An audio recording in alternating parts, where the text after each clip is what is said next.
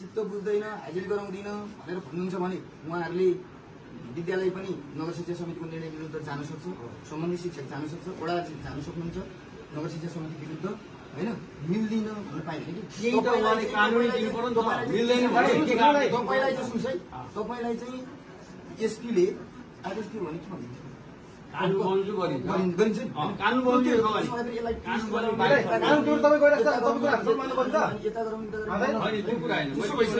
कुरो के हो भने अब के हो त भन्दा सरले त्यो रजिस्टर निकालेर दिनुहोस्।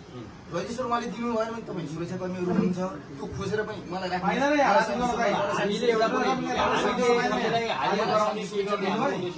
भने म खोज्छु फेरि